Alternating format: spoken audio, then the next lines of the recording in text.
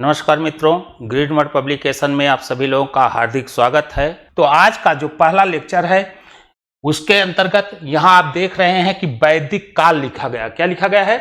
वैदिक काल। और वैदिक काल में से ही संदर्भित ऋग वैदिक की नदियों के संदर्भ में जाना है। आज भी वह नदियां हैं, लेकिन प्राचीन समय में उन नदियों को किन नामों से जाना जाता था, यह यहाँ का महत्वपूर्ण प्रश्न है। तो आइए पहले हम लोग जानते हैं कि वैदिक काल क्या है। वैदिक काल है क्या? तो सबसे पहले इसको जानने के लिए यह जानना मस्ट है कि हम जब इतिहास के विभाजन को पढ़ते हैं, क्या पढ़ते हैं? इतिहास के विभाजन को, प्रश्न को लेते हैं, तो इतिहास का विभाजन करते समय इतिहास को 3 कालखंडों में बांटा गया। कितने कालखंडों में? 3 कालखंडों में बांटा गया है। अब यह जो 3 कालखंड बांटे गए हैं वह किसके आधार पर? लेखन के आधार पर। कुछ इतिहास ऐसे हैं जो न तो उनके लिखित साक्ष्य मिलते हैं, न वो पढ़े ही गए हैं। कुछ ऐसे हैं जो लिखे मिलते हैं, पढ़े तो नहीं गए हैं, लिखावट मिलती लेकिन पढ़ा नहीं जा सकता, और कुछ के लिखित के साक्ष्य भी मिलते। तो लेखन को आधार बना करके इतिहास के कालखंडों को 3 पीरियड में बांटा गया है। जिसे अगर हम कहें तो एक इतिहास के कालखंड पर हम जब जाते हैं, इस इतिहास के मर्म को समझने का प्रयास करते हैं, तो इतिहास के कालखंड के अंतर्गत इतिहास को 3 पार्टों में बांट दिया गया है। पहला पार्ट है प्राग ऐतिहासिक काल। क्या है? प्राग ऐतिहासिक काल। प्राग ऐतिहासिक काल। प्राग ऐतिहासिक काल। प्राग ऐतिहासिक काल। दूसरा है आद्य ऐतिहासिक काल। आद्य ऐतिहासिक काल। प्राग ऐतिहासिक काल दूसरा क्या है? आद्य ऐतिहासिक काल। और तीसरा बिंदु है ऐतिहासिक काल। तीसरा बिंदु क्या है? ऐतिहासिक काल। प्राग ऐतिहासिक काल, आद्य ऐतिहासिक काल और ऐतिहासिक काल। पहले काल के अंतर्गत अगर हम देखें तो इस काल में कोई भी लिखित साक्ष्य नहीं मिलता। लिखने का यहां कोई साक्ष्य नहीं मिलता। इस काल के अंतर्गत लिखने का साक्ष्य नहीं मिलता। इस काल के अंतर्गत लिखने का साक्ष्य नहीं मिलता। जहां लिखने का कोई परंपरा विकसित नहीं हो पाई है, ऐसे काल को क्या कहा जाता है? प्राग ऐतिहासिक या प्राक ऐतिहासिक काल। इस विषय में जो भी जानकारी मिली है उस समय के पत्थरों के औजारों का पत्थरों की बनावटों को लेकर के उसके आधार पर अनुमान लगाया गया है, जिसके अंतर्गत आप देखेंगे हमारे यहाँ प्लेटिनियम विद कार्बन डेटिंग की जांच का प्रयोग किया जाता है ऐसे विषय वस्तुओं को जानने के लिए कि यह किस काल से संदर्भित है। इनके माध्यम से पता लगाया जाता है। दूसरा है आद्य ऐतिहासिक काल। आद्य ऐतिहासिक काल के अंतर्गत बच्चों लिखित साक्ष्य मिले गए हैं। लिखित साक्ष्य मिले हैं। इस काल में लिखित साक्ष्य मिले, लेकिन इसकी विशेषता यह कि पढ़ा नहीं जा सका। पढ़ा नहीं जा सका। लिखित साक्ष्य मिले लेकिन पढ़ा नहीं जा सका। तीसरा पीरियड ऐसा है जहां लिखित साक्ष्य भी मिले और पढ़े भी गए। लिखित साक्ष्य भी मिले और पढ़े भी गए। पढ़े भी गए। यह 3 पीरियड। और इसी 3 पीरियड में के बीच में एक हमारा जो है आप यहां देख रहे हैं आद्य ऐतिहासिक काल। आद्य ऐतिहासिक काल के अंतर्गत जब हम देखते हैं तो आद्य ऐतिहासिक काल में भारत की दो सभ्यताएं निकलती हैं। भारत की कितनी सभ्यताएं? भारत की दो सभ्यताएं का अद्भुत उद्भव होता है, जहां एक है आपका हड़प्पा सभ्यता, एक आपका है हड़प्पा सभ्यता, और दूसरा आपका है वैदिक सभ्यता। एक आपका कौन सा है? हड़प्पा सभ्यता, दूसरा आपका है वैदिक सभ्यता। और यहां जो आपको जीके में, 11वीं के जीके में प्रश्न पूछे जाते हैं, यहां आपको बताया गया है, हमें जी किसके संदर्भ में जानना है? वैदिक काल। यहां वैदिक काल के संदर्भ में यही सिर्फ बताना है कि वैदिक काल का जो पीरियड है, जो टाइम है इसका, वह कब से कब रहा। तो वैदिक काल के पीरियड को जानने के लिए हम आते हैं, इसके पीरियड को समझने का प्रयास करते हैं। वैदिक काल का पीरियड है, पहला है वैदिक काल। वैदिक काल जिसका पीरियड है, समय है 1500 से 1000 ईसा पूर्व। 1500 से 1000 ईसा पूर्व। 1500 से 1000 ईसा पूर्व के बीच के काल को हम क्या नाम देते हैं? वैदिक काल। और दूसरा पीरियड है यहां पर आपका है उत्तर वैदिक काल। कौन सा काल है? उत्तर वैदिक काल। उत्तर वैदिक काल का जो पीरियड है वह है 1000 से ईसा पूर्व से 600, कब तक? 600 ईसा पूर्व के पीरियड को उत्तर वैदिक काल में, और 600 के बाद के पीरियड को ऐतिहासिक काल जाना जाता है, जहां अंग, मगध, कोसल, बज्र, अवंती आज जैसे महाजनपदों का उदय होता है। और 6ठी शताब्दी एक ऐसा पीरियड है जहां भारत में नहीं बल्कि विश्व के अंतर्गत अगर हम देखेंगे तो अनेक धर्मों का उदय होता है। तो आप क्लियर हो गए होंगे कि वैदिक काल के अंतर्गत कितने से कितने पीरियड तक का वर्णन किया गया है। तो कितने से कितने पीरियड तक का वर्णन किया गया है? 1500 से 1000 ईसा पूर्व। और उत्तर वैदिक का जो पीरियड है 1000 ईसा पूर्व से लेकर के कब तक है? यह 600 ईसा पूर्व तक है। अब आइए हम यहां जो जानने का प्रयास करेंगे वह है ऋग्वैदिक काल की नदियों के संदर्भ में जानने का प्रयास करते हैं।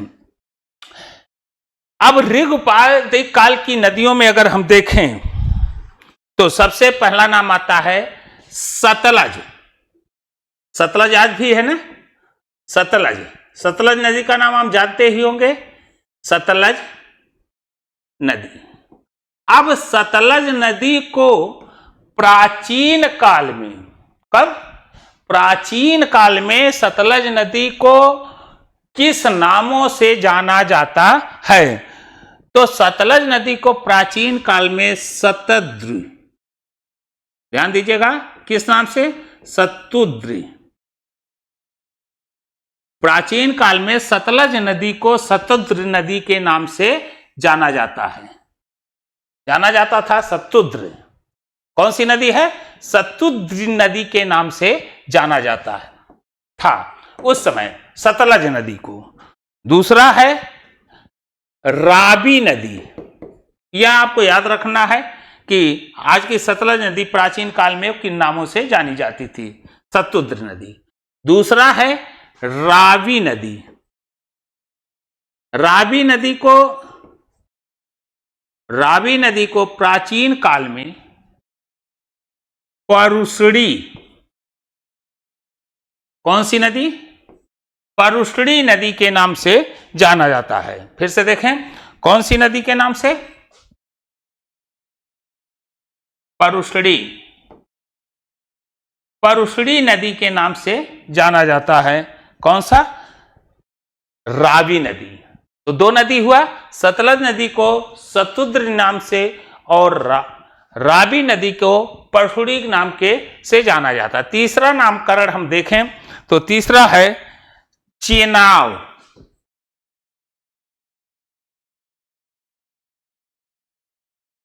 चेनाब नदी, चेनाब नदी को आस्किनी नदी के नाम से जाना जाता है। किस नदी के नाम से? आस्किनी नदी के नाम से जाना जाता है। तो सतलज नदी, रावी नदी और चेनाब को आस्किनी नदी के नाम से जाना जाता है।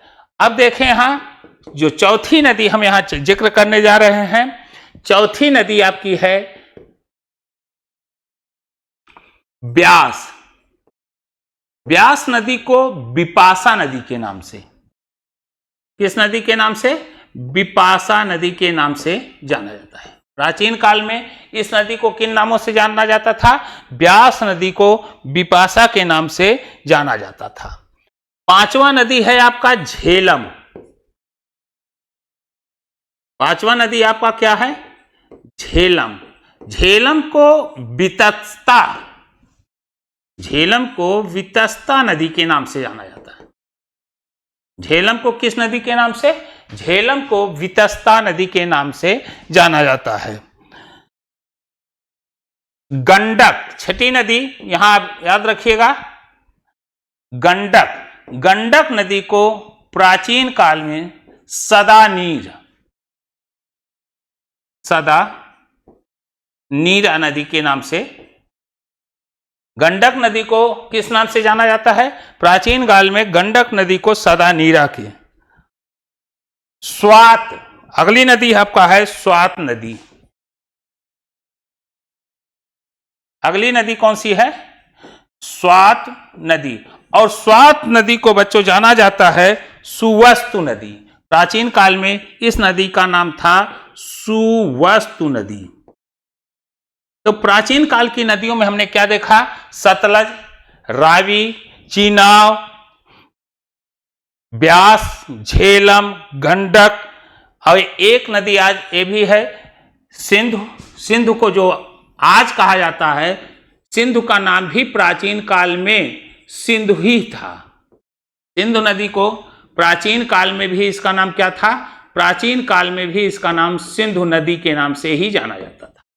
कौन सी? प्राचीन काल में सिंधु नदी को सिंधु के नाम से ही जाना जाता था।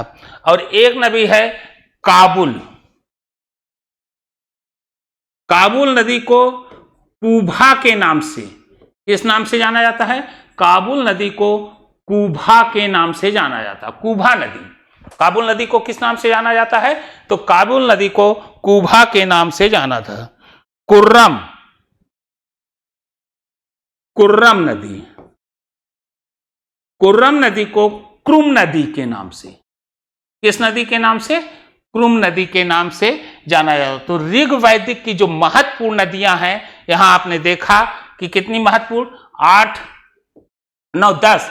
इन नदियों के नाम को आपको याद रखना है। जो आज की नदियां हैं, प्राचीन काल में वह किन नामों से जानी जाती हैं। तो बढ़ें अगले क्रम में। तो यह आपकी रहा वैदिक काल, और वैदिक काल में ऋग वैदिक नदियों के संदर्भ में यहां पर चर्चा की गई। आइए बढ़ते हैं अगले बिंदु पर।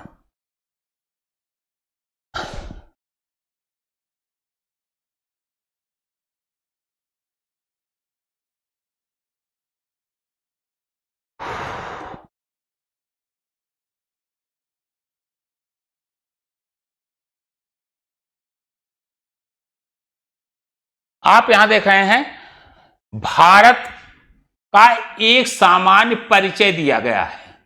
भारत का एक सामान्य परिचय दिया गया है, और इस परिचय के अंतर्गत आप देख रहे हैं कि यहां भारत का उत्तर, दक्षिण, पूरब, पश्चिम, 3 बिंदुओं में जो सबसे महत्वपूर्ण क्वेश्चन हम लोगों को जानना है वह यहां पर आप ध्यान दीजिएगा कि भारत का जो पूर्वी बिंदु है, भारत का जो कौन सा बिंदु? पूर्वी बिंदु है। तो ऊपर उत्तर, नीचे दक्षिण, बाएं हाथ की तरफ पश्चिम, दाहिने हाथ की तरफ पूर्व। तो भारत का जो पूर्वी बिंदु है वह कहां पर है? अगर आपको दिखाई नहीं दे रहा होगा मैप में तो याद रखिएगा, भारत का जो पूर्वी बिंदु है वह अरुणाचल प्रदेश। पूर्वी बिंदु कहां है? अरुणाचल प्रदेश। और अरुणाचल प्रदेश तो पूर्वी में है, पूर्वी तरफ है अरुणाचल प्रदेश, लेकिन अरुणाचल प्रदेश का पूर्वी बिंदु कहां है जहां इसकी सीमा लगती है? तो वह पूर्वी बिंदु है किबीथू। इसका पूर्वी बिंदु क्या है? किबीथू। इसका पूर्वी बिंदु बच्चों क्या है? किबीथू। तो भारत की सीमा के अंतर्गत आपको जानना है कि भारत की सीमा का पूर्वी बिंदु कहां है। तो कहां है? वह अरुणाचल प्रदेश के किबूथी में। अरुणाचल प्रदेश के कहां है? किबूथी के अंतर्गत। अगला है पूर्वी सीमा को हमने जाना। आइए आते हैं अरुणाचल प्रदेश की पश्चिमी सीमा। अरुणाचल प्रदेश हमारी ये पूर्वी सीमा हुई। अब दूसरा बिंदु भारत के परिचय के अंतर्गत भारत का पश्चिमी पॉइंट कहां है? भारत का क्या जानना है कि पश्चिमी बिंदु कहां है। तो भारत का जो पश्चिमी बिंदु है, यहां आप दिखाई दे रहा होगा मैप में, आप देखें तो मैप में देखिए भारत का पश्चिमी बिंदु ये है। ये आपकी रेखा गई हुई देखें, इस रेखा पर यहां इसका पश्चिमी बिंदु इंडिकेट किया गया है। और यह पश्चिमी बिंदु जो है यह आपका क्या है? गुजरात का क्षेत्र है। गुजरात के क्षेत्र में इसका पश्चिमी बिंदु जो है वह है गौर मोती। इसका पश्चिमी बिंदु कौन है? गौर मोती। गौर मोती पश्चिमी बिंदु है जो कहां स्थित है? जो गुजरात में स्थित है। गुजरात ही है इसका, गुजरात के पश्चिमी बिंदु जो इसकी पश्चिम सीमा लगती है वह है गौर मोती। तो यहां आप देखें, अब यहां गौर मोती गुजरात का पश्चिमी छोर, और यह कहां है? यह इसका पूर्वी जो किबूथी है। किबूथी जो है यह इसका पश्चिमी है, पूर्वी है। पूर्वी और पश्चिमी के यह जो रेखा गई है, यह देखिए, ये पश्चिमी और पूर्वी की जो रेखा गई है यह 2933 किलोमीटर है। कितनी है? 2933 किलोमीटर। यह पूरा पश्चिम जो इसकी सीमाएं हैं, यह इसकी सीमा कितनी है? 2933 किलोमीटर है। अब हम लोग चलते हैं, भारत का पूर्वी क्षेत्र हो गया, पश्चिमी हुआ। अब उत्तर का उत्तरतम बिंदु कौन सा है?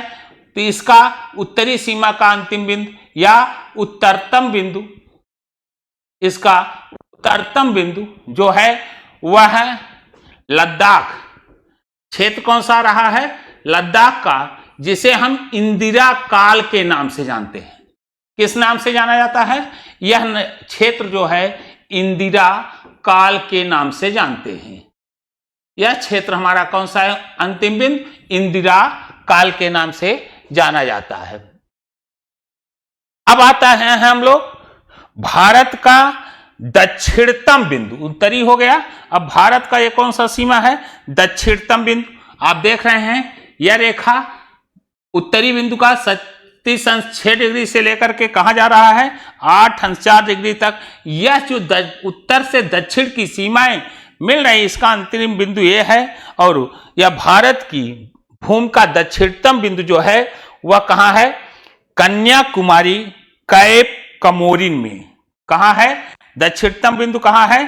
कन्याकुमारी।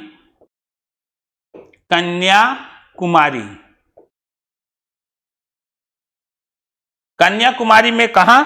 कैप कमोरिन इसका दक्षिणतम बिंदु है। और इसकी सीमा रेखा, इसकी जो रेखा है, दूरी है, इसका जो फैलाव है, पूरब से पश्चिम तक जो फैलाव है वह कितना है? 2933। अब यही चीज पूछा जा सकता है कि उत्तर से दक्षिण तक, कहां से? उत्तर से दक्षिण तक इसकी जो रेखा, उत्तरी दक्षिणी जो विस्तार है वह आप याद रखिएगा 3214। यह कहां का है? उत्तर दक्षिण सीमा को जो जो विस्तार है, भारत की उत्तरी और दक्षिणी सीमा का जो विस्तार है वह कितना है, 3214, जबकि पूरब पश्चिम की जो विस्तार है वह कितना है, 2933 किलोमीटर है ना। तो आइए बढ़ते हैं। यह तो रहा इसका पूरे भूभाग का अंतिम बिंदुओं पर हमने चर्चा किया। अब इसके पश्चिमी सीमा पर आप देखेंगे तो यह कौन सी तट रेखा है, यह कौन सी तट रेखा, आपको यह याद रखना होगा, यह अरब सागर का तट रेखा है। कौन सा है, ये अरब सागर का तट रेखा है। और ये बंगाल की खाड़ी का क्षेत्र है, बंगाल की खाड़ी। और ये पाक जल संधि, पाक जल संधि डमरू जो जोड़ता है। अब यहां भारत की इस पश्चिमी सीमा पर कौन है, भारत की पश्चिमी इस सीमा पर पाकिस्तान है, जिसकी सीमाएं जो मिलती 3323 किलोमीटर। कितना है, 3323 किलोमीटर, यह इसकी सीमा मिलती है। वहीं भारत और चीन की सीमा रेखा, किसके भारत और चीन की जो सीमा रेखा बनती है वह 3488 किलोमीटर की, कितने की बनती है, 3488 किलोमीटर। और पाकिस्तान से जो सीमा है 3323 और 3488 भारत और चीन की सीमा रेखा। और यही आप देख रहे हैं भूटान, भारत भूटान का जो किलोमीटर है उस सीमा रेखाओं का वह 699 किलोमीटर, इसकी सीमा मात्र कितनी मिलती है, 699 किलोमीटर का क्षेत्र है। और भारत और बांग्लादेश आप यहां देख रहे हैं, भारत और बांग्लादेश की जो सीमा रेखा भारतीय भूभाग को मिला रही है, यह सीमा रेखाएं भारत और बांग्लादेश के बीच की 4096 किलोमीटर, कितनी किलोमीटर है, 4096 किलोमीटर तक सीमा रेखा इसकी निश्चित की गई है या है।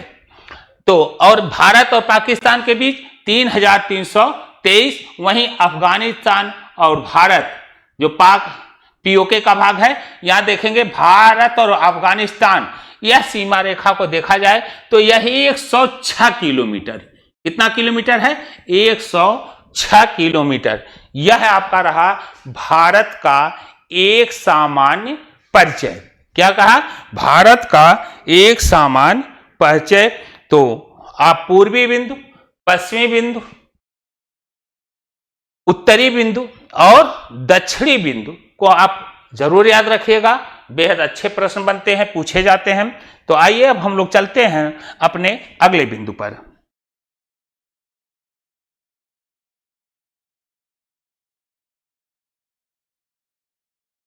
अगला बिंदु आपका क्या है, देश व संबद्ध सीमा वाले राज्य।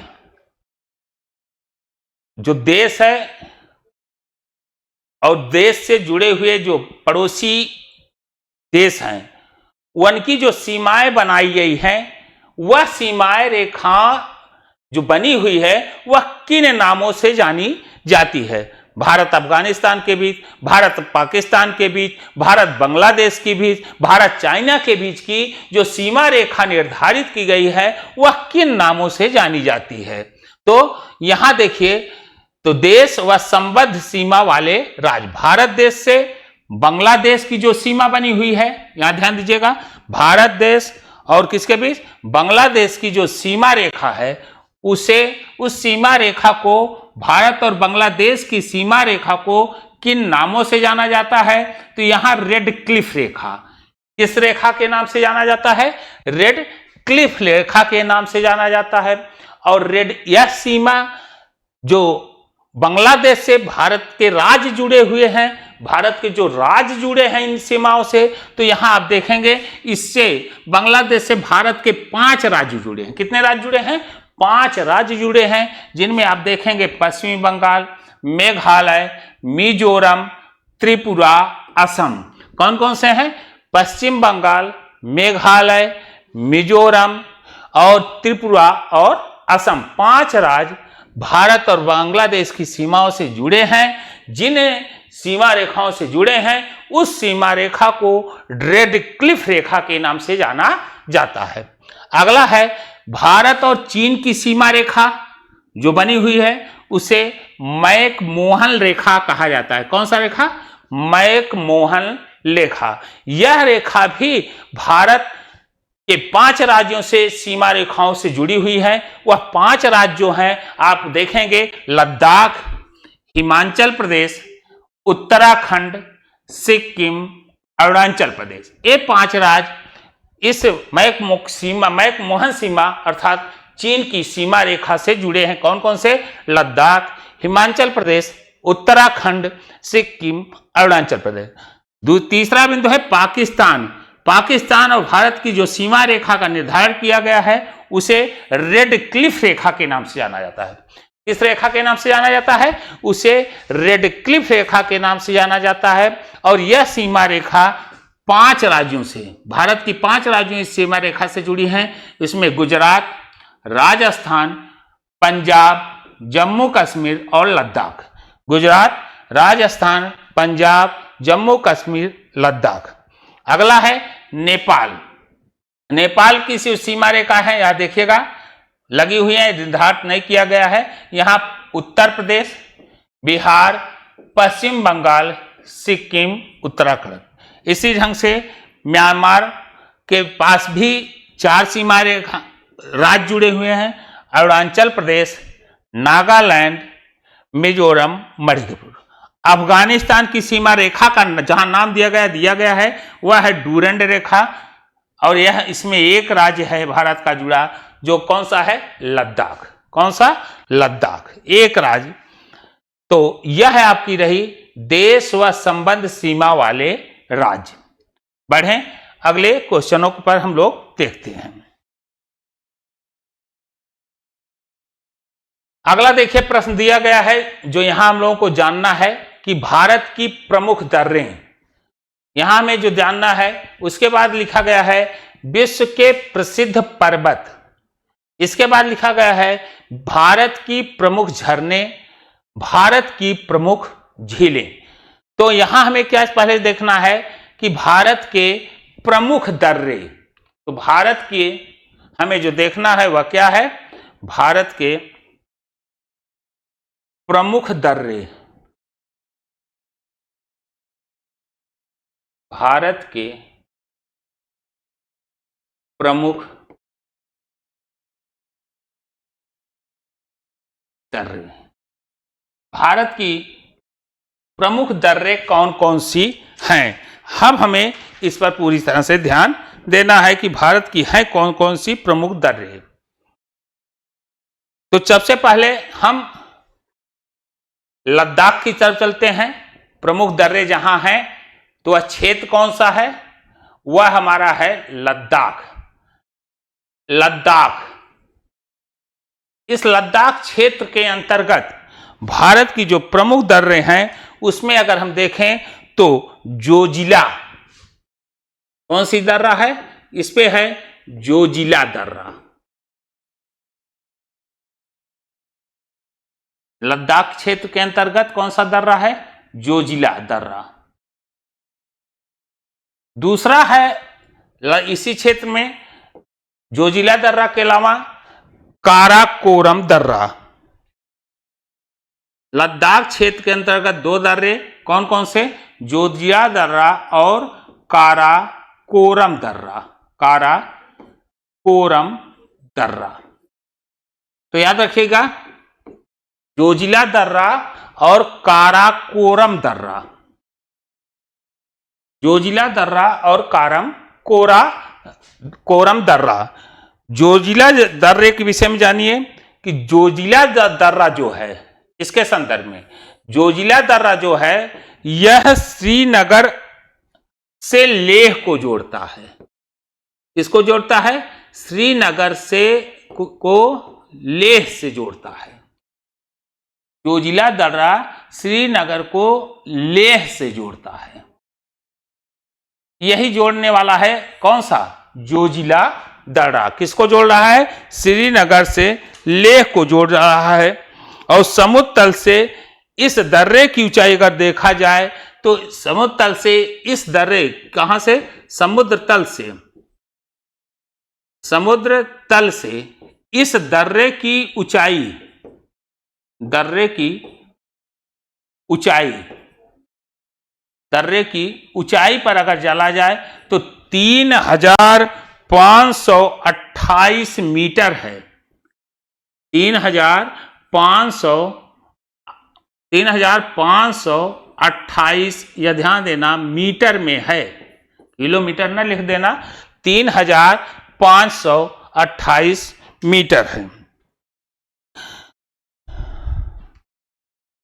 अगला आपका है काराकोरम दर्रा। तो पहले ही बिंदु पर हम बता दिए कि काराकोरम आपका कहां है, वो आप लिखा गया है, देखिए लद्दाख क्षेत्र के अंतर्गत है। कहां है? लद्दाख है। इसके विषय में जो आपको विशेष बातें याद रखनी है काराकोरम के संदर्भ में, वह यह रखनी है कि काराकोरम दर्रा भारत का सबसे ऊंचा दर्रा है। काराकोरम दर्रा भारत का सबसे ऊंचा दर्रा है। यह सबसे ऊंचा दर्रा है। सबसे पहली विशेषता इसकी यह रखना आपको याद कि भारत का सबसे ऊंचा दर्रा कौन सा है। और अगर समुद्र तल से इसकी ऊंचाई को देखा जाए तो समुद्र तल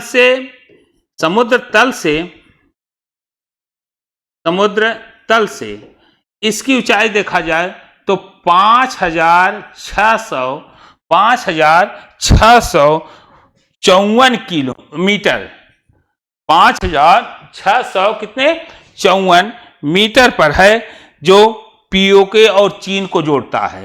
यहां ध्यान देना, ये भी किसको जोड़ रहा है? पीओके और चीन। पीओके और चीन को कौन जोड़ रहा है? काराकोरम दर्रा। तो दो दर्रे के विषय में हमें जानकारी मिली। कौन कौन सा? पहला जोजिला दर्रा, दूसरा काराकोरम दर्रा। जोजिला दर्रा कहां किसको जोड़ता है? श्रीनगर और लेह मार्ग को जोड़ रहा है। और काराकोरम दर्रा भारत का सबसे ऊंचा दर्रा है जो पीओके और चीन को जोड़ता है। तो यह आपका पहला दर्रा।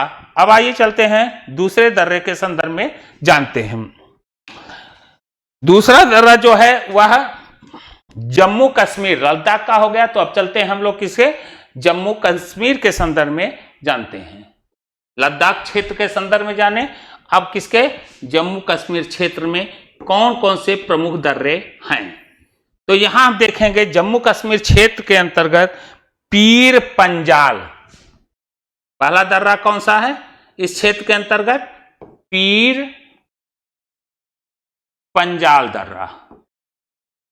जम्मू कश्मीर क्षेत्र में याद रखिएगा कौन सा दर्रा है? पीर पंजाल दर्रा। और यह पीर पंजाल दर्रा जो है जम्मू कश्मीर घाटी के अगर देखा जाए तो दक्षिण पश्चिम में स्थित है। कहां है? कश्मीर के दक्षिण पश्चिम में स्थित है। इसकी ऊंचाई समुद्र तल से अगर देखा जाए तो 3490 मीटर। इसकी ऊंचाई कितनी है? 3490 मीटर इसकी ऊंचाई है। पीर पंजाल की ऊंचाई कितनी है? 3490 मीटर की ऊंचाई पर यह स्थित है। कौन सा दर्रा? पीर पंजाल का दर्रा। दूसरा दर्रा काफी पूछा गया प्रश्न है, यह ध्यान देना। पीर पंजाल के अलावा जो यह प्रश्न आ भी चुका है, तो जो आए रहते प्रश्न पर थोड़ा सा विशेष ध्यान दिया जाता है, वह है बनिहाल दर्रा। बनिहाल दर्रा इंपॉर्टेंट भी लगा लेना, बनिहाल दर्रा। बनिहाल दर्रा कहां है? अब बताएं। जम्मू कश्मीर क्षेत्र में स्थित है। श्रीनगर मार्ग, इसी श्रीनगर का जो मार्ग है इसी दर्रे से होकर गुजरता है। श्रीनगर का जो मार्ग है इसी दर्रे से होकर के गुजरता है। कौन सा? बनिहाल दर्रा। और इसकी ऊंचाई 2800 2832 मीटर है। कितनी है? 2832 मीटर की ऊंचाई पर स्थित है। 2832 मीटर की ऊंचाई पर। तो जम्मू कश्मीर अब तक कितने दर्रे देखे? पीर पंजाल, बनिहाल दर्रा और एक और आपका महत्वपूर्ण है बुर्जिला दर्रा।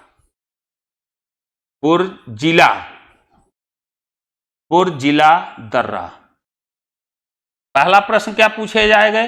पहला प्रश्न बनता है कि बुर्जिला दर्रा किस क्षेत्र में है? तो जम्मू कश्मीर क्षेत्र में है। श्रीनगर को गिलगित से जोड़ता है या किससे जोड़ता है? या श्रीनगर को गिलगित से जोड़ता है। श्रीनगर को गिलगित से जोजिला दर्रा श्रीनगर और गिलगित को जोड़ता है। और समुद्र तल से इसकी अगर ऊंचाई देखा जाए तो समुद्र तल से इसकी ऊंचाई जो है 4100 मीटर है। कितनी है? 41। तो जम्मू कश्मीर के अंतर्गत जो दर्रे हैं पीर पंजाल, बनिहाल दर्रा और जो बुर्जिला दर्रा, पीर पंजाल, बनिहाल दर्रा और जोजिला दर्रा। अब अगला हम पढ़ते हैं जम्मू कश्मीर के बाद हम हिमाचल प्रदेश के दर्रों के संदर्भ में जानने का प्रयास करते हैं। किसके? हिमाचल प्रदेश के दर्रे। हिमाचल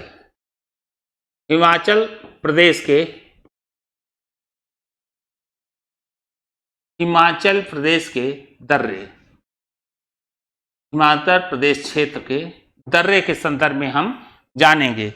हिमाचल प्रदेश में सबसे प्रमुख दर्रा है सिपकिला दर्रा। इस क्षेत्र का सबसे प्रमुख दर्रा आप याद रखिएगा नाम, सिपकिला दर्रा। यहां आपसे पूछा जा सकता है कि भाई सिपकिला दर्रा कहां स्थित है, कौन सा क्षेत्र है? तो सिपकिला दर्रा आपका कहां है? सिपकिला दर्रा आपका कहां है? हिमाचल प्रदेश में क्षेत्र में आता है। और हिमाचल प्रदेश के, अगर हिमाचल प्रदेश के बात कहें तो हिमाचल प्रदेश के जास्कर श्रेणी से, कहा? हिमाचल प्रदेश के जास्कर श्रेणी में स्थित है। यह सिपकिला दर्रा कहां स्थित है? हिमाचल प्रदेश के जास्कर श्रेणी में स्थित है। हिमाचल प्रदेश के जास्कर श्रेणी में स्थित है। हिमाचल प्रदेश के जास्कर श्रेणी में सिपकिला दर्रा स्थित है, जो शिमला को तिब्बत से जोड़ता है। शिमला को किससे जोड़ता है? तिब्बत को जोड़ता है। सिपकिला दर्रा शिमला को किसके साथ जोड़ता है? तिब्बत को जोड़ता है। समुद्र तल से इसकी जो ऊंचाई है वह 4300 मीटर की है। समुद्र तल से इसकी जो ऊंचाई है वह कितनी है? समुद्र तल से इसकी जो ऊंचाई है वह 4300 मीटर की ऊंचाई पर स्थित है सिपकिला दर्रा। दूसरा यहां का सबसे प्रमुख दर्रा है रोहतांग दर्रा। दूसरा यहां का क्या है? दूसरा यहां जो प्रमुख दर्रे के रूप में है वह है रोहतांग। दूसरा दर्रा यहां का प्रमुख है रोहतांग दर्रा। अब रोहतांग दर्रा कहां स्थित है? रोहतांग दर्रा हिमाचल प्रदेश है और पीर पंजाल श्रेणी में स्थित है। यह कहां स्थित है? यह पीर पंजाल श्रेणी में स्थित है। यह कहां स्थित था? यह जास्कर श्रेणी में स्थित था। कहां था? जास्कर श्रेणी में स्थित था।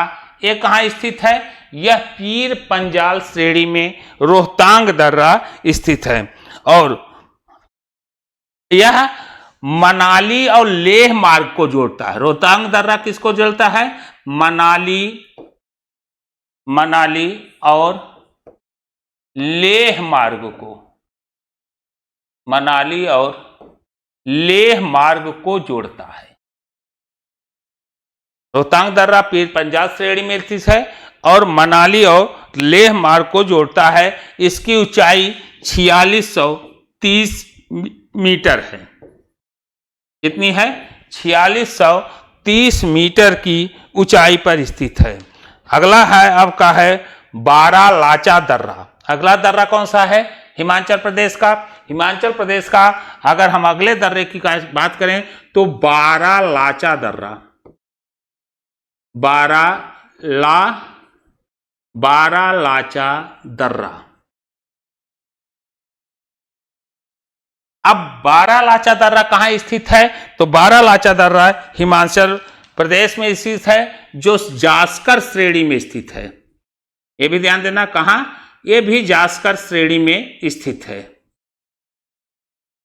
बारालाचा दर्रा कहां स्थित है? बारालाचा दर्रा जास्कर श्रेणी में स्थित है और यह मंडी और लेह मार्ग को जोड़ता है। यह किसको जोड़ रहा है? यह मंडी और लेह मार्ग को जोड़ रहा है। मंडी और लेह मार्ग को जोड़ता है। जास्कर श्रेणी मंडी और लेह मार्ग को जोड़ता है। समुद्र तल से इसकी ऊंचाई पर अगर हम लोग बात करें तो समुद्र तल से इसकी ऊंचाई 4845 किलोमीटर है। 48 से कितना है? 45 मीटर पर यह इसकी। तो यहां हम देखें कितने दर्रे को देखा गया।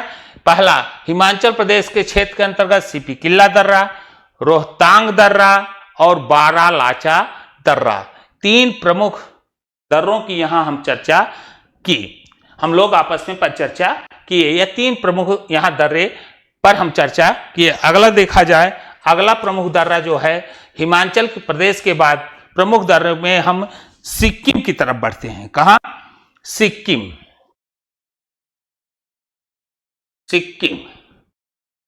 सिक्किम में प्रमुख दर्रे, सिक्किम क्षेत्र के अंतर्गत कौन कौन से प्रमुख दर्रे आते हैं? तो सिक्किम को पहला दर्रा नाथुला दर्रा।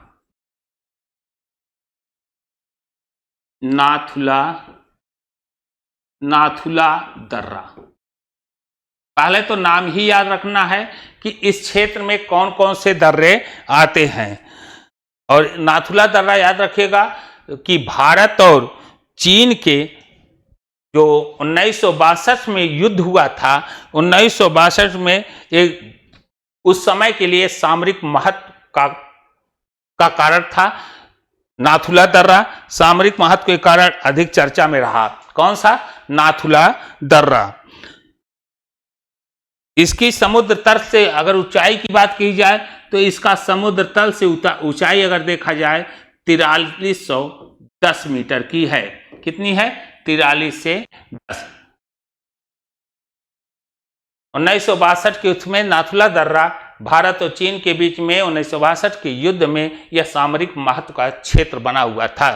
कौन सा? नाथुला दर्रा। जेलिप्ला दर्रा दूसरा प्रमुख इसका दर्रा। जेलिप्ला दर्रा। जेलिप्ला दर्रा। जेलिप्ला दर्रा। जेलिप्ला दर्रा कहां पर स्थित है? तो सिक्किम क्षेत्र में स्थित है, जो चुंबी घाटी से होकर तिब्बत जाने का मार्ग है। यह चुंबी घाटी से होकर के तिब्बत जाने का मार्ग है। तिब्बत जाने का मार्ग है। कौन सा? जेलिप्ला दर्रा चुंबी घाटी से होकर तिब्बत जाने का मार्ग है। और इसी दर्रे से यह ध्यान दीजिएगा कि भारत और चीन के बीच व्यापार होता है। जेलिप्ला दर्रा के बीच किसके बीच भी व्यापार होता है? भारत और चीन के साथ क्या किया जाता है? इसके बीच व्यापार होता है। किसका? भारत और चीन के बीच जो व्यापार होता है जेलिप्ला दर्रे से। और इसकी ऊंचाई की बात की जाए तो 70 मीटर की ऊंचाई पर है। तो मुख्य रूप से जिलेपला दर्रा सबसे पहला प्रश्न कहाँ स्थित है? सिक्किम। नाथुला दर्रा कहाँ है? सिक्किम। यह में सबसे बेहतरीन क्वेश्चन डायरेक्ट यही पूछा जाता है कि कौन से दर्रे किस क्षेत्र में हैं। अगला हम देखते हैं उत्तराखंड। सिक्किम के बाद हम पहुंचते हैं कहाँ? उत्तराखंड के दर्रों को थोड़ा सा एक नजर देखते हैं। उत्तराखंड, उत्तराखंड क्षेत्र के अंतर्गत कौन कौन से दर्रे आ रहे हैं? इस क्षेत्र के अंतर्गत माना दर्रा, इस क्षेत्र के अंतर्गत कौन सा दर्रा आ रहा है? माना दर्रा। उत्तराखंड के क्षेत्र के अंतर्गत कौन सा बच्चों दर्रा आ रहा है? माना दर्रा। और यह कुमाऊं पहाड़ी पर स्थित है। यह कहाँ स्थित है? यह दर्रा जो है कुमाऊं पहाड़ी पर स्थित है।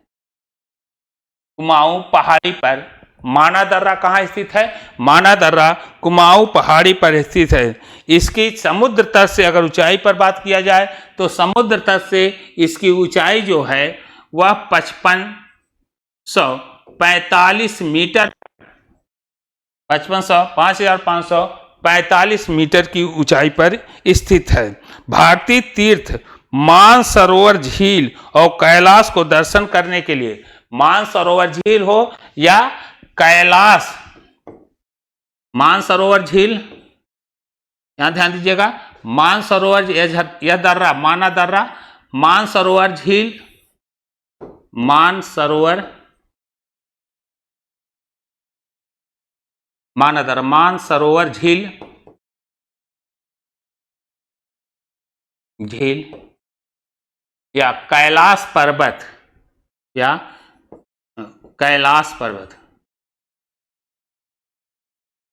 कैलाश पर्वत पर जाने के लिए इसी दर्रे के से जाया जाता है। मानसरोवर झील और कैलाश पर्वत किस दर्रे से? माना दर्रा से ही जाते हैं। किस दर्रे से? माना दर्रा से जाते हैं। माना दर्रा से ही यहां पर जाया जा सकता है। तो यह कहां का दर्रा है? उत्तराखंड। माना दर्रा कहाँ स्थित है? उत्तराखंड में। इसके अंतर्गत दूसरा दर्रा नीति दर्रा, माना दर्रा और कौन सा हो गया? नीति दर्रा। माना दर्रा और दूसरा यहां पर आपका क्या है? नीति दर्रा। नीति दर्रा भी, यह भी कुमाऊं में स्थित है। सेम कंडीशन, कहाँ स्थित है? कुमाऊं में ही स्थित है। नीति दर्रा कहाँ स्थित है? कुमाऊं में स्थित है। इस दर्रे की ऊंचाई 5389 मीटर पर है। 5389 मीटर पर नीति दर्रा। अगला है लेपू लेख दर्रा। यह दर्रे पर टिक लगा लेना, काफी महत्वपूर्ण, पूछा भी जाता है। तो कौन सा? लीपू लेख दर्रा, उत्तराखंड का ही है। लेपू लेख दर्रा, लीपू लेख दर्रा, लीपू लेख दर्रा, लीपू लेख दर्रा। तो लीपू लेख दर्रा कहाँ अवस्थित है? लीपू लेख दर्रा उत्तराखंड में। और उत्तराखंड में भी अगर जानना चाहें तो यह दर्रा पिथौरागढ़ में। यह दर्रा कहाँ स्थित है? यह दर्रा पिथौरागढ़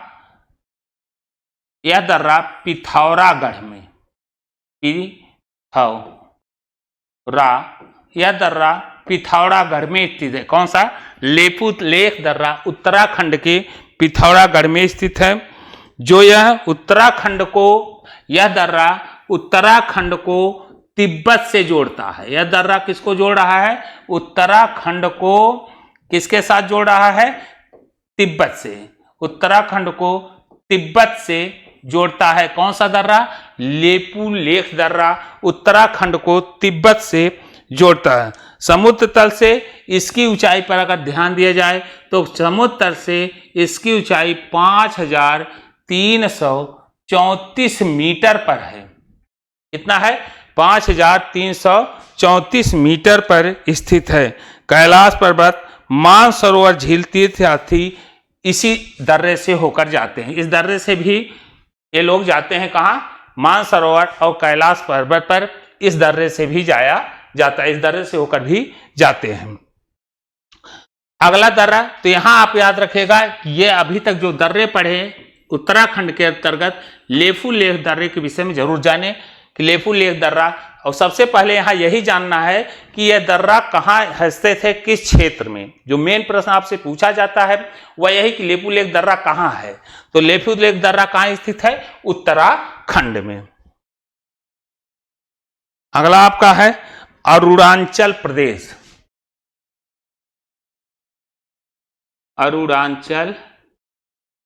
अरुणाचल प्रदेश क्षेत्र में बोमीडीला दर्रा, इस क्षेत्र में सबसे प्रमुख दर्रा कौन है? इस क्षेत्र के अंतर्गत प्रमुख दर्रा है बोमडीला दर्रा।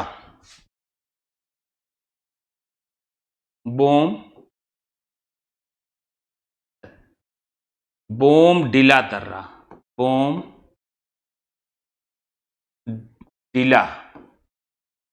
बोमडीला दर्रा, इस क्षेत्र की प्रमुख है बोमडीला दर्रा,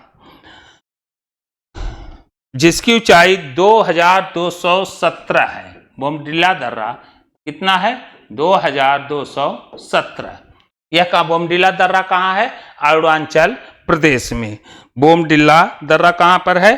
अरुणाचल प्रदेश में। तो आप बोमडीला दर्रा को जरूर जाने। अगला है मणिपुरी दर्रा, केवल दर्रे का नाम याद रखना। कहाँ है, किस राज्य में स्थित है? मणिपुर दर्रा। तो मणिपुरा का जो दर्रा है, मणिपुर से संबंधित जो दर्रे हैं उनके संदर्भ में तुजू दर्रा, यहां का प्रमुख दर्रा कौन सा है? तुजू दर्रा। यहां का प्रमुख दर्रा कौन है? तुजू दर्रा। कौन सा दर्रा है? तुजू दर्रा। अगला है केरल। केरल के प्रमुख दर्रे कौन कौन से हैं? केरल के दर्रे, केरल के प्रमुख दर्रे कौन कौन से हैं? तो यहां देखिएगा पालघाट दर्रा, पालघाट दर्रा। यहां का प्रमुख दर्रा कौन सा है? पालघाट दर्रा। पालघाट दर्रा केरल का एक महत्वपूर्ण, जो पालघाट दर्रा, ये भी ध्यान दीजिएगा, केरल एवं तमिलनाडु को जोड़ता है। किसको जोड़ रहा है? केरल और केरल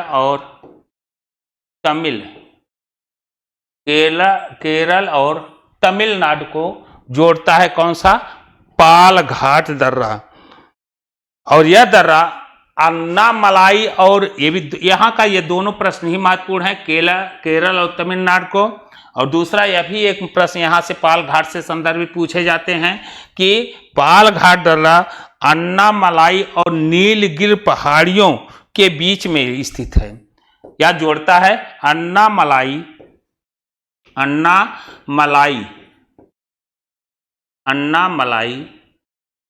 एवं नीलगिरी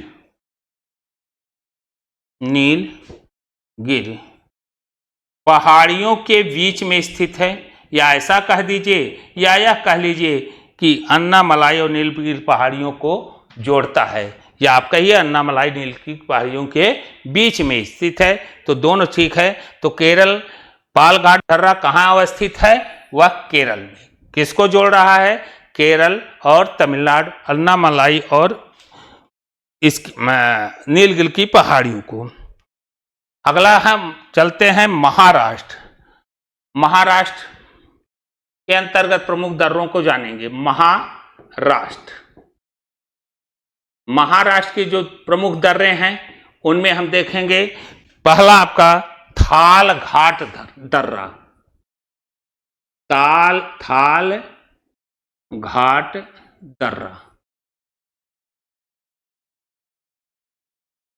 कौन सा दर्रा स्थित है? थाल घाट दर्रा। और यह थाल घाट दर्रा मुंबई एवं नासिक मार्ग पर स्थित है। मुंबई एवं नासिक,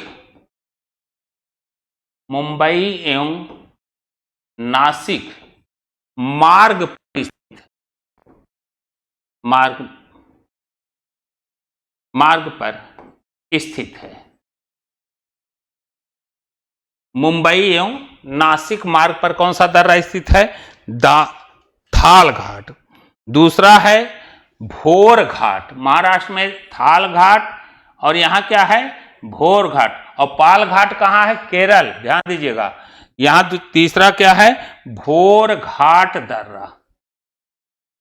भोर घाट दर्रा और थाल घाट दर्रा और कौन सा? भोर घाट दर्रा। यह पुणे तथा चेन्नई को जोड़ता है। यह पुणे तथा चेन्नई को जोड़ता है। पुणे और चेन्नई को जोड़ता है। कौन सा दर्रा? भोर घाट दर्रा पुणे और चेन्नई को जोड़ता है। पुणे और चेन्नई को। तो भोर घाट दर्रा किसको जोड़ रहा है? पुणे और चेन्नई को जोड़ता है। और दोनों दर्रे ये पश्चिम घाट श्रेणियों पर स्थित है। ये दोनों दर्रे कौन कौन से? थाल घाट और भोर घाट, दोनों दर्रे पश्चिम श्रेणियों पर स्थित हैं। कहाँ है? पश्चिमी घाट श्रेणियों पर स्थित हैं। दोनों दर्रे पश्चिम घाट श्रेणियों पर स्थित हैं।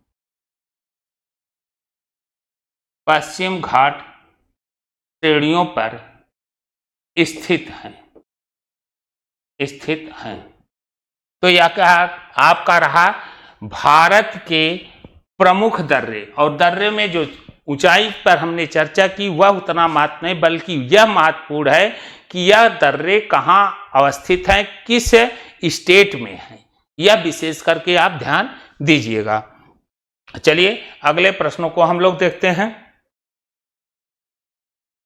अगला प्रश्न हमारा है विश्व के प्रसिद्ध पर्वत। तो विश्व का प्रसिद्ध पर्वत को जानने के लिए तो सबसे पहला नाम आ जाएगा माउंट एवरेस्ट पर्वत। कौन सा आएगा? Mount Everest. माउंट एवरेस्ट पर्वत। अब माउंट एवरेस्ट पर्वत की ऊंचाई को भी थोड़ा ध्यान देना पड़ेगा। 8000, इसकी ऊंचाई जो है कितनी है? इसकी ऊंचाई है 8848। माउंट एवरेस्ट की ऊंचाई है 8848 मीटर। दूसरा बिंदु है कि यह माउंट एवरेस्ट जो पर्वत है यह किस देश में स्थित है? यह भी ध्यान देना है। यह नेपाल में स्थित है। कहाँ स्थित है? माउंट एवरेस्ट पर्वत। दूसरा बिंदु कि नेपाल में स्थित है। कहाँ स्थित है? नेपाल में स्थित है। तीसरा बिंदु है कि किस पर्वत श्रेणी में स्थित है? हिमालय, काराकोरम, हिंदुकुश। हिमालय,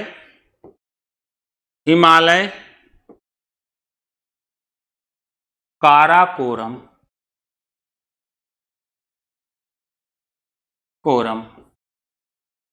हिंदुकुश में स्थित है। हिमालय, काराकोरम, हिंदुकुश में स्थित है। कौन? पर्वत। तो यह तीन बीच में विशेष करके आप इसकी ऊंचाई और यह चीजें विशेष ध्यान दीजिएगा। किसके संदर्भ में? Mount Everest. अगला बिंदु है K2। दूसरा हम पर्वत की चर्चा कर रहे हैं K2 या गॉडविन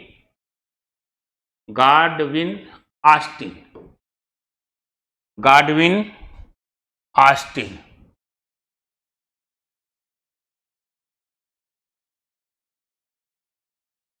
K2 चाहे कहिए गाडविन ऑस्टिन। अब यह पर्वत भारत का सबसे ऊंचा है, तो यहां पर आप देखिएगा इसकी जो ऊंचाई है वह 8,611 मीटर है। भारत की सबसे ऊंचा, भारत का सबसे ऊंचा 8,600। और कहाँ स्थित है, तो यहां पर ध्यान दीजिएगा, भारत पाक अतिरिक्त कश्मीर, भारत आप ऐसा लिख सकते हैं, भारत के कहा POK क्षेत्र में अवस्थित है। कितनी ऊंचाई है, 8,611। और किस पर्वत पर स्थित है, यह ट्रांस हिमालय का भाग, ट्रांस हिमालय, ट्रांस हिमालय में अवस्थित। तो कौन से, माउंट एवरेस्ट, K2 गाडविन। अगला है कंचनजंगा, कंचनजंगा, कंचनजंगा पर्वत। कंचनजंगा पर्वत की ऊंचाई कितनी है, तो 8,598 मीटर। कंचनजंगा की ऊंचाई कितनी है, 8,598 मीटर की ऊंचाई पर स्थित है। यह कहाँ स्थित है, यह भारत और नेपाल में स्थित है। कहाँ स्थित है, भारत और नेपाल में यह कंचनजंगा पर्वत अवस्थित है। इसका पर्वत किस पर्वत श्रेणी में है, तो हिमालय श्रेणी में। कहाँ स्थित है, हिमालय श्रेणी में। यह आपका पर्वत रहा। कौन कौन सा, माउंट एवरेस्ट, K2 गाडविन पर और कंचनजंगा पर्वत। तो चलते हैं अगला पढ़ते हैं।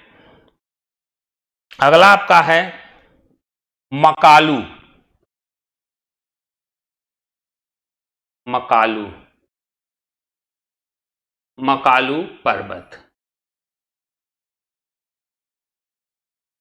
मकालू पर्वत, मकालू पर्वत आपका जो ऊंचाई है इसकी 8,491, 8,491 मीटर यह पर्वत की, मकालू पर्वत की ऊंचाई है, जो नेपाल एवं चीन की सीमा पर, कहां, नेपाल एवं चीन क्षेत्र में अवस्थित है। और किस श्रेणी में है, ये भी हिमालय में। कहां है, हिमालय। मकालू पर्वत। अगला आपका है धौलागिर,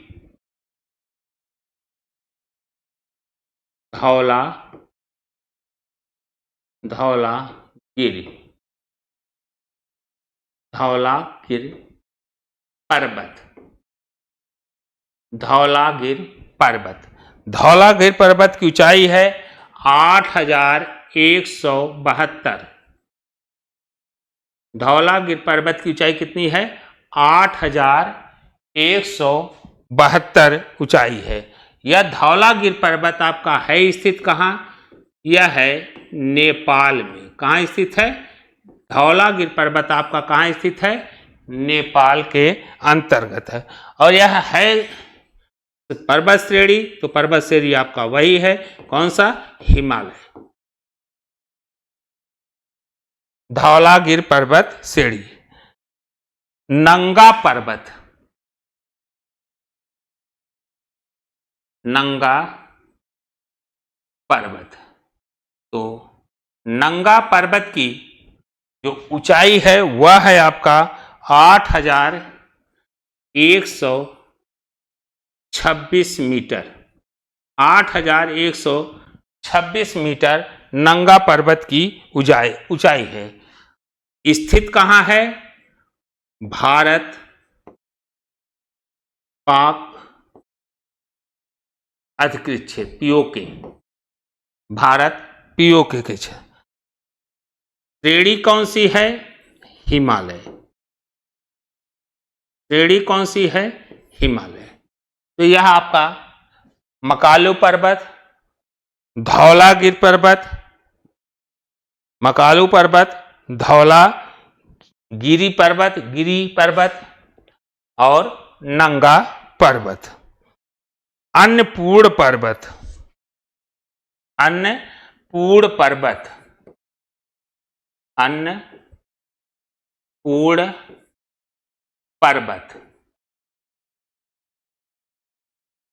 अगले पर्वत पर हम चल रहे हैं, अन्नपूर्ण पर्वत, जिसकी ऊंचाई 80-78 है, 8078 मीटर। कितनी है? 80-78 मीटर। अन्नपूर्ण पर्वत है स्थित कहाँ? नेपाल में। कहाँ स्थित है? नेपाल में। और ये भी कहाँ? हिमालय, हिमालय अन्नपूर्ण पर्वत। इसके बाद नंदा देवी पर्वत, नंदा देवी पर्वत। नंदा देवी पर्वत आपका 7817 मीटर पर, 7817 मीटर की ऊंचाई पर स्थित है। और है कहाँ नंदा पर्वत? भारत। कहाँ है? भारत। और श्रेणी कौन सी है? तो श्रेणी आपकी है हिमालय। श्रेणी कौन सी है? श्रेणी आपकी है हिमालय श्रेणी, नंदा देवी पर्वत। तो यह आपका रहा प्रसिद्ध, विश्व के प्रसिद्ध पर्वत। तो अब हम चलते हैं अगले प्रश्न देखते हैं। भारत विश्व के प्रसिद्ध पर्वत के साथ हम अगला प्रश्न देखते हैं, भारत के प्रमुख झरने। अगला प्रश्न हमारा क्या है? भारत के प्रमुख झरने। तो भारत के प्रमुख झरनों का नाम यहां थोड़ा सा ले लिया जाएगा। भारत के प्रमुख झरने कहाँ हैं? तो पहले हम चलते हैं मेघालय।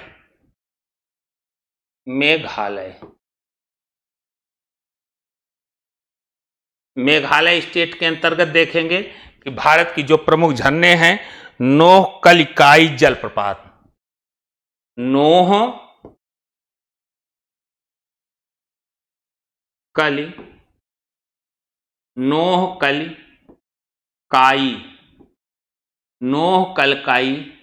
जलप्रपात, नोहकलिकाई जलप्रपात। पहला झरना हमारा नोहकलिकाई जलप्रपात, नोहसंग जलप्रपात। दूसरा है नोहसंग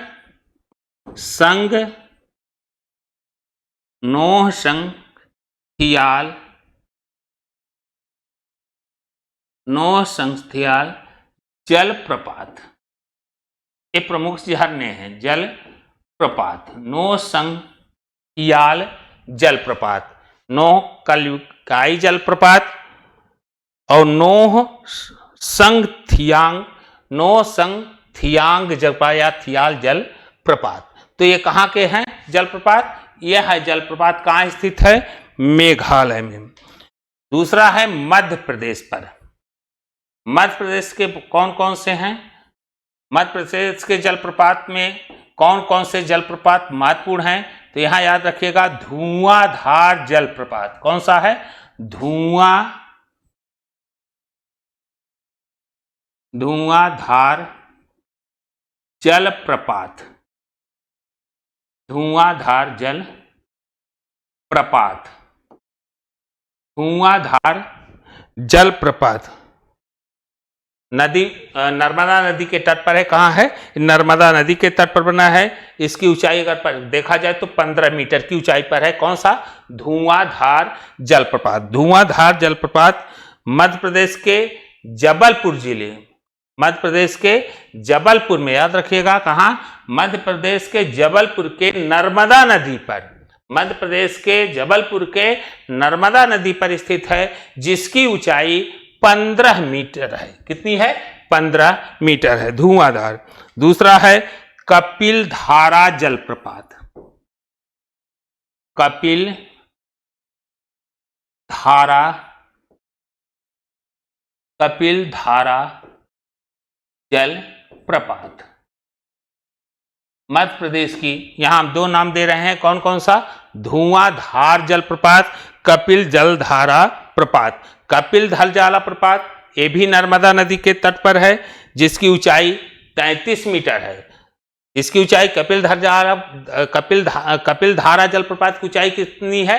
33 मीटर की ऊंचाई पर स्थित है। यह अमरकंटक से 7 किलोमीटर दूरी पर, अमरकंटक से देखा जाए तो इसकी दूरी जो है 7 किलोमीटर की दूरी पर अवस्थित है। कौन सा? कपिल जलधारा प्रपात। आगे देखेंगे इसी के अंतर्गत चचाई जलप्रपात, यही देखेंगे चचाई जलप्रपात भी है। दुग्धधारा जलप्रपात है। कौन कौन सा है? चचाई जलप्रपात,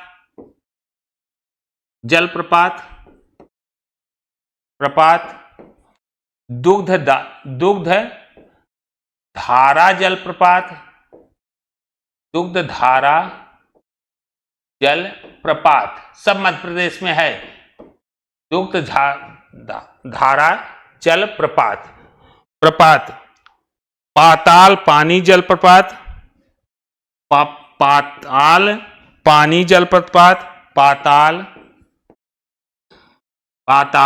पानी जल प्रपात।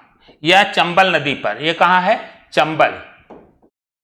यह कहां स्थित है? चंबल नदी पर पानी पाताल जल प्रपात, यह चंबल नदी पर है।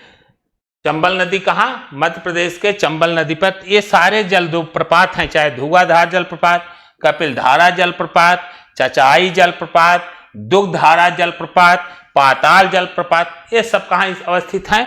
ये सारे आपके मध्य प्रदेश में स्थित हैं। कहां स्थित हैं? मध्य प्रदेश के अंतर्गत आते हैं।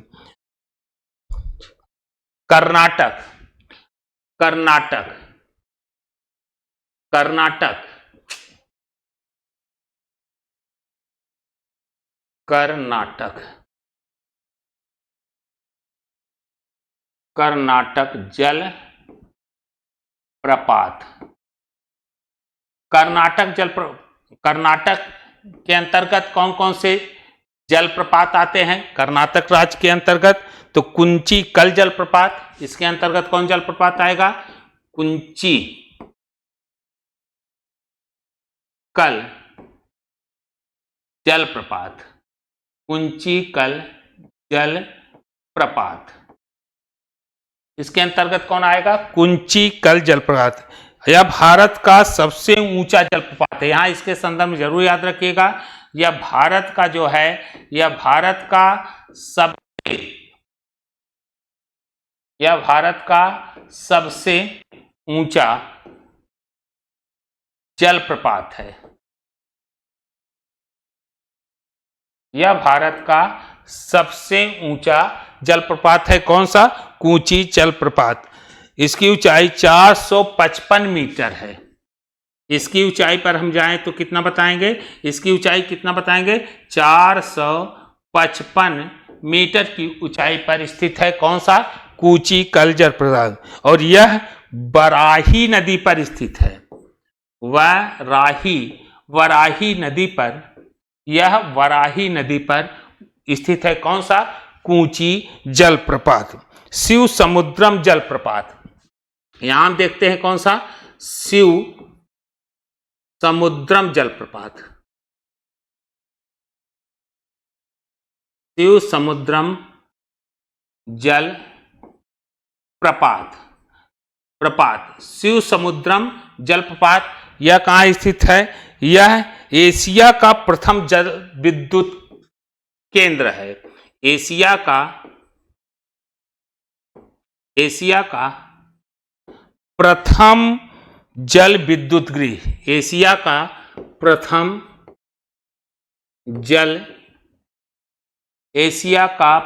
जल विद्युत केंद्र कौन सा? शिव समूह एशिया का प्रथम जल विद्युत केंद्र है आपका यह, जिसकी स्थापना 1902 में हुई थी। इसकी स्थापना कब हुई थी? 1902 के अंतर्गत हुई थी शिव समुद्र जलप्रपात। यह जलप्रपात जो है, यह भी ध्यान दीजिएगा, कावेरी नदी पर स्थित है। कौन सा? शिव समुद्रम जलप्रपात कावेरी नदी पर अवस्थित है। तो शिव समुद्रम जलप्रपात। अगला है जोग जलप्रपात। अगला जलप्रपात यहां का हम देखेंगे, जोग जलप्रपात। जोग जलप्रपात, जोग जलप्रपात। जोग जलप्रपात यह शरावती नदी पर, जोग जलप्रपात कहाँ है? शरावती नदी पर स्थित है। इसकी ऊंचाई 253 मीटर, 253 मीटर की ऊंचाई पर स्थित है आपका जोग जलप्रपात, महात्मा गांधी प्रपात। और यह जलप्रपात जो है महात्मा गांधी जलप्रपात के नाम से भी जाना जाता है। महात्मा गांधी जलप्रपात के नाम से भी जाना जाता है। किस जलप्रपात के नाम से? महात्मा गांधी जलप्रपात से। इसे गोरसप्पा, महात्मा गांधी, या आप इसे क्या कह सकते हैं? गोरसप्पा या महात्मा गांधी जलप्रपात के नाम से भी इसको जाना जाता है, जोग जलप्रपात को। अगला है महाराष्ट्र से संदर्भित लेते हैं हम। महाराष्ट्र में कौन कौन से जलप्रपात हैं?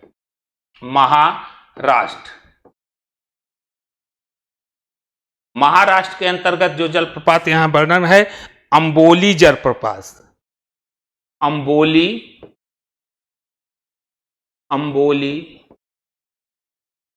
जलप्रपात, अंबोली जलप्रपात। महाराष्ट्र के अंतर्गत अंबोली जलप्रपात हिरण्यकेशी नदी पर। यह अंबोली जलप्रपात क्या है, कहाँ स्थित है? हिरण्यकेशी नदी पर। अंबोली जलप्रपात हिरण्यकेशी नदी पर अवस्थित है। अंबोली जलप्रपात हिरण्यकेशी नदी पर स्थित है। अगला देखते हैं झारखंड। झारखंड के अंतर्गत जो जलप्रपातें हैं, तो झारखंड के अंतर्गत है हुंडरू जलप्रपात। हुंडरू जलप्रपात, हुंडरू जलप्रपात झारखंड के अंतर्गत हुंडरू और रजरप्पा जलप्रपात। यहां दो जलप्रपातें हैं, रजरप्पा जलप्रपात। यहां दो रजरप्पा जलप्रपात, हुंडरू जलप्रपात, रजरप्पा जलप्रपात, यहाँ की प्रमुख जलप्रपातें हैं। तो अब हम जलप्रपात को भी पढ़ लिए हैं। चलिए अब पढ़ते हैं लेक्स को। भारत की प्रमुख झीलें, इसके संदर्भ में भारत की प्रमुख झीलों के संदर्भ में जानने का प्रयास करते हैं कि भारत की कौन कौन सी प्रमुख झीलें हैं। तो प्रमुख झीलों में सबसे पहले तो यह ध्यान दे दें कि भारत की सबसे बड़ी जो झील है वह चिल्का झील है। भारत की सबसे बड़ी झील, भारत की सबसे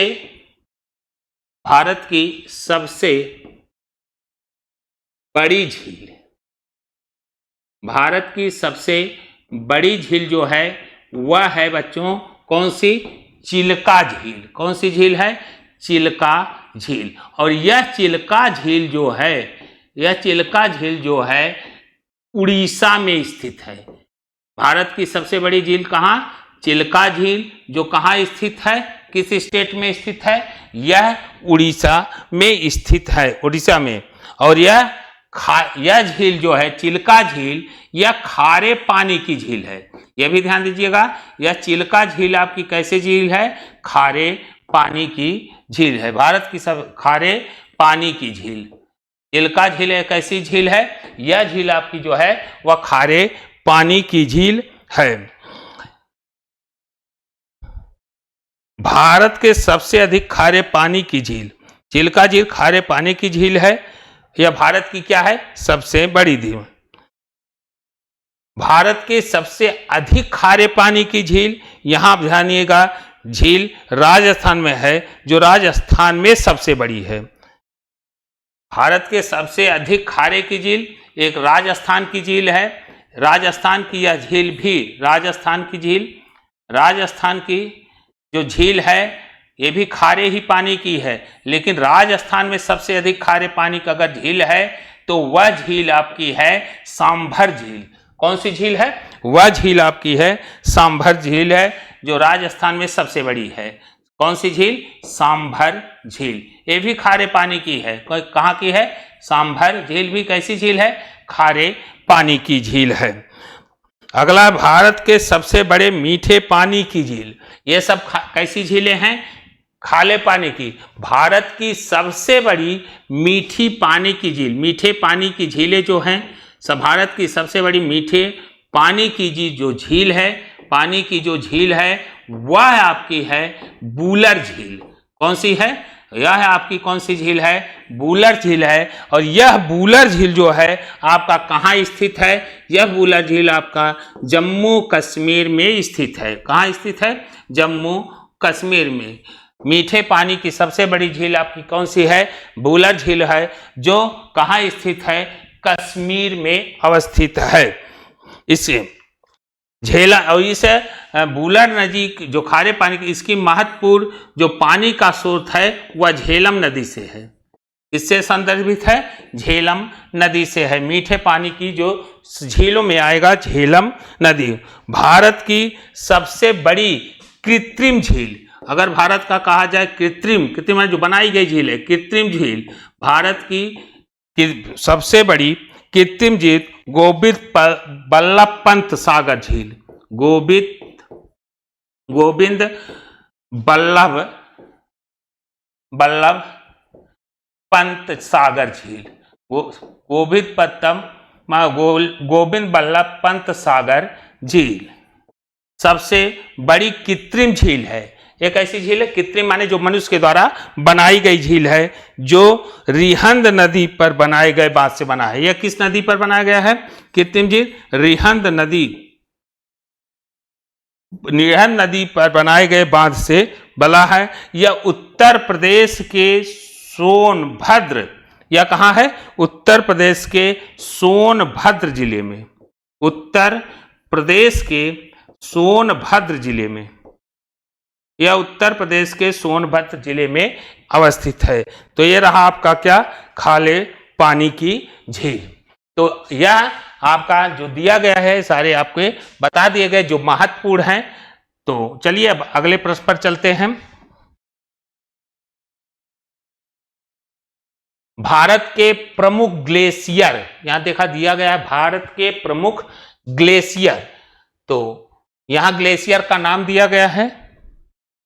भारत के प्रमुख ग्लेशियर में ग्लेशियर का नाम दिया गया है, जैसे सियाचिन ग्लेशियर। तो सियाचिन ग्लेशियर कहाँ स्थित है बच्चों? काराकोरम में। वाल्टोला ग्लेशियर कहाँ स्थित है? काराकोरम। लुगम्मा झील का, ये भी काराकोरम में हो। कोडोपिन झील काराकोरम में स्थित है। रीमोजो ग्लेशियर है, सॉरी झील नहीं बल्कि ग्लेशियर, सियाचिन ग्लेशियर काराकोरम। बाल्टोरा जो है यह काराकोरम में। चोगोलुंगबा काराकोरम। कोडोपिन कारा।